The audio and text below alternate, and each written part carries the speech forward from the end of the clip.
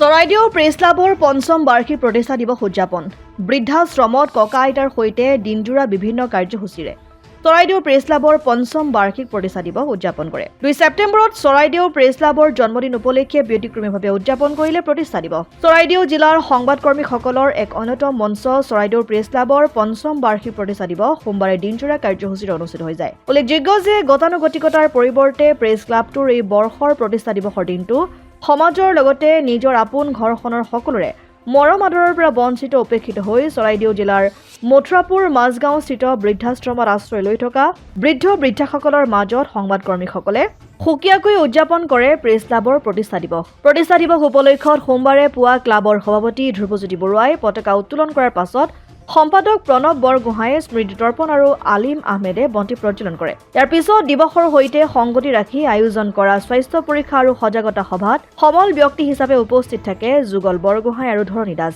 ইয়াৰ পিছত প্ৰতিষ্ঠা দিৱসৰ কেক কাটে সোণাৰী প্ৰেছ ক্লাবৰ সভাপতি আলিম আহমেদ আৰু অৱসৰপ্ৰাপ্ত শিক্ষক নিৰুদ বৰঠাকুৰে। পৰৱৰ্তী সময়ত বৃদ্ধাশ্ৰমখনিৰ আৱাসীসকলৰ মাজত ফল-মূল আৰু মিঠাই বিতৰণ কৰা হয়। এই কাৰ্যসূচীৰ শুভাৰম্ভ কৰে সদৌ অসম ছাত্ৰ সন্থাৰ উপ-সভাপতি প্ৰশান্ত দত্তই। ইয়াৰ পিছতে সমাজৰ লগতে নিজৰ আপোন ঘৰখন সকলোৰে পৰা বঞ্চিত হৈ বৃদ্ধাশ্ৰমত থকা আৱাসীসকলৰে এক অন্তৰংগ আলাপ অনুষ্ঠান অনুষ্ঠিত হয়। এই অনুষ্ঠানৰ হাত ধৰে শিক্ষক সমাজকৰ্মী প্ৰণৱ দত্তই। এই অনুষ্ঠানত ককা আইতাসকলে হৰিনাম, দিহানাম আৰু বিহুগীত পৰিৱেশন কৰি সকলোকে আপ্লুত কৰে। অনুষ্ঠানটোৰ বৃহত্তৰ মথুৰাপুৰ অঞ্চলত 25 বছৰৰ কাল হকাৰ হিচাপে সেৱা আগবঢ়াই অহা চিমল হুছেইনক ক্লাবৰ তৰফৰ পৰা বিশেষভাৱে সম্বৰ্ধনা জনোৱা হয়। অনুষ্ঠানটিৰ অন্তত সভাপতি ধ্ৰুৱজ্যোতি বৰুৱাই শলাগৰ শৰাই আগবঢ়ায়। এইটো কাৰণে যে আজি চৰাইদেউ প্ৰেছ ক্লাবৰ আজি প্ৰতিষ্ঠা দিৱস পঞ্চম বাৰ্ষিক হয়। প্ৰতিষ্ঠা দিৱসটি আজি আমি আমাৰ মথুৰাপুৰ মাজগাঁওস্থিত বয়োজ্যেষ্ঠ আশ্ৰমত আমি পালন কৰিলোঁ। ককা আইতাসকলৰ লগত থাকিলোঁ। যিহেতু আপোনালোকে জানে যে বিভিন্ন প্ৰত্যাহ্বানৰ আচলতে সন্মুখীন হৈ বা ঘৰুৱা বিভিন্ন ধৰণৰ তেওঁলোকে অভাৱ অনাটনত পৰি আচলতে এই আশ্ৰমলৈ আহে। এই আশ্ৰমত লৈ আহি তেওঁলোকে ইয়াত আশ্ৰয় গ্ৰহণ কৰে। তাত তেওঁলোকে কি হয়, সমাজৰ পৰা বিভিন্ন সময়ত লাঞ্ছিত হৈও কোনোবা আহিছে, কোনোবা অভাৱত পৰি আহিছে। তেওঁলোকে কিন্তু এই ঘৰুৱা যিটো পৰিৱেশ, সেই পৰিৱেশটো তেওঁলোকে হয়তো নাপায় বা তেওঁলোকে পাবলৈ হয়তো সক্ষম নহয়। বাৰু এনেস্থলত আমি আচলতে আজি চৰাইদেউ প্ৰেছ ক্লাবে আমাৰ এই প্ৰতিষ্ঠা দিৱসৰ দিনটোত আচলতে এই কাৰণে চিন্তা চৰ্চা কৰা হ'ল যে আজি আমি ব্যক্তিকৰ্মী ধৰণে আচলতে তেওঁলোকক আজি এই বিশেষ দিনটো আজি তেওঁলোকৰ কাৰণে যাতে উৎসৰ্গা কৰা হওক, তেওঁলোকৰ সৈতে মনৰ কথাবিলাক জনা হওক, তেওঁলোকৰ লগত আমি এটা অন্তৰংগ আলাপ কৰি তেওঁলোকৰ মনৰ কথাবিলাক জানিলোঁ। কেনেধৰণে তেওঁলোকে আহি পিনি তেওঁলোকে ইয়াত আশ্ৰয় ল'বলগীয়া হ'ল, লগতে তেওঁলোকৰ মনত এটা মনৰ উদ্যম, তেওঁলোকক যে মানসিকভাৱে যাতে তেওঁলোক ভাগি নপৰে তাক এটা প্ৰেৰণা যোগাবৰ কাৰণে আচলতে আজি চৰাইদেউ প্ৰেছ ক্লাবে এই অনুষ্ঠানটো আয়োজন কৰিলে আৰু ভাল লাগিলে অনুষ্ঠানটো উদযাপন কৰি। আৰু সম্পাদক হিচাপে চৰাইদেউ প্ৰেছ ক্লাবৰ সম্পাদক হিচাপে যথেষ্ট মই সুখী অনুভৱ কৰিলোঁ আজিৰ দিনটোত। এনেধৰণৰ এটা অনুষ্ঠান হ'ল ব্যক্তিকৰ্মী অনুষ্ঠান, যিটো অনুষ্ঠানে আচলতে আমিও ককা আইতাসকলৰ পৰা কিবা এটা শিকিলোঁ আৰু তেওঁলোককো আমি কিবা এটা যে তেওঁলোকৰ কাৰণে যে আমি কিবা এটা কৰিব পাৰিলোঁ তাৰ বাবে অত্যন্ত সুখী অনুভৱ কৰিছোঁ। আৰু প্ৰতিভা নহয়, আমি দেখিলোঁ এজন বয়োজ্যেষ্ঠ ককাই তেখেতৰ গীতাখনে বোলে সম্পূৰ্ণ মুখস্থ আছে। তাৰ লগে লগে তেওঁ ভাওনা 18খনকৈ ভাওনাৰ কৰিছে, তেখেতে বচন গাইছে, হৰিনাম গাইছে, দিহানাম গাইছে, কোনোবাই বিহুগীত জুৰিলে। আচলতে এই কথাখিনি তেওঁলোকৰ প্ৰতিভাখিনি লৈ আচলতে আমি আপ্লুত হ'লোঁ। আৰু আচলতে তেওঁলোকে বহুত দুখৰ বা দুমোজাত পৰি তেওঁলোকে আহি পিনি ইয়াত আশ্ৰয় লৈছে, কিন্তু এই মুকলি পৰিৱেশটো তেওঁলোকে পোৱা নাছিলে। আজি চৰাইদেউ প্ৰেছ ক্লাবে অনুষ্ঠিত কৰা এই অনুষ্ঠানটোত তেওঁলোকে আজি এটা মানে সুযোগ পালে বুলি ক'লোঁ। আৰু তেওঁলোকে মানে মনৰ যিটো তেওঁলোকৰ ভিতৰত থকা যিটো প্ৰতিভা, তেওঁলোকে যেন আজি আমাক পুনৰ মানে প্ৰতিপন্ন কৰিলে যেন অনুভৱ হয়।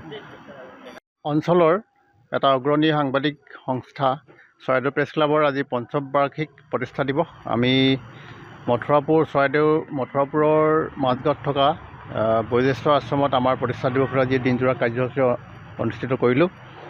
ৰাতিপুৱা পতাকা উত্তোলনৰ পাছতে স্মৃতি তৰ্পণ কাৰ্যসূচী হ'ল। তাৰপিছত ইয়াত থকা আৱাসীসকলৰ মাজত স্বাস্থ্য পৰীক্ষা আৰু চিকিৎসা সম্বন্ধীয় বিভিন্ন ধৰণৰ এটা কাৰ্যসূচী লোৱা হৈছিলে। তাৰপিছত ফল মূল বিতৰণ আৰু তাৰ পাছতে আমাৰ আৱাসীসকলৰ মাজত এটা অন্তৰংগ আলাপ হ'ল। তেওঁলোকৰ মনৰ বিভিন্ন কথা তেওঁলোকে আমাৰ মাজত ব্যক্ত কৰিলে আৰু তেওঁলোকৰ হাঁহি ফূৰ্তিৰ মাজে আমি অনুষ্ঠানটো পালন কৰিলোঁ। আৰু ইয়াৰ পাছতে আমাৰ এজন বিগত 25 বছৰে বাতৰি কাকতৰ বিতৰণৰ ক্ষেত্ৰত সহায় আগবঢ়োৱা এজন ব্যক্তিক আমি আমাৰ প্ৰেছ ক্লাবৰ তৰফৰ পৰা বিশেষভাৱে সম্বোধনৰ ব্যৱস্থা কৰা হয়। বহুকেইজন সাংবাদিকে গঠিত এই সকলোৱে জানে যে চৰাইদেউ প্ৰেছ ক্লাবৰ যিটো সাংগঠনিক ভেটি সেইটো খুব টনকিয়াল আৰু যদিও কম নগণ্য সংখ্যক আমাৰ সদস্য আছে তথাপিতো সকলোৱে আমি একেলগে কাম কৰোঁ। সমাজৰ বিভিন্ন ক্ষেত্ৰত আমি আমাৰ চৰাইদেউ প্ৰেছ ক্লাবে বিভিন্ন ধৰণৰ কাম আগবঢ়াই আহিছে। আৰ্তজনৰ পৰা দুখীজনলৈকে আমি সকলোৰে মাজত চৰাইদেউ প্ৰেছ ক্লাব আছে। বিভিন্ন সময়ত এটা গঠনমূলক চিন্তা চৰ্চাৰে আমি চৰাইদেউ প্ৰেছ ক্লাবেৰে বিভিন্ন কাৰ্যসূচী গ্ৰহণ কৰি আহিছোঁ। যদিও বিভিন্ন সময়ত প্ৰত্যাহ্বান আহে তথাপিতো সেইবিলাক আমি মোকাবিলা কৰি চৰাইদেউ প্ৰেছ ক্লাবে প্ৰতিদিনে প্ৰতিনিয়ত সংবাদ যিটো গণতন্ত্ৰৰ চতুৰ্থ স্তম্ভ হিচাপে নিজৰ দায়িত্ব সুচাৰুৰূপে পালন কৰি আহিছে। কথাটো একদম সঁচা কথা, 100% সম্পূৰ্ণ।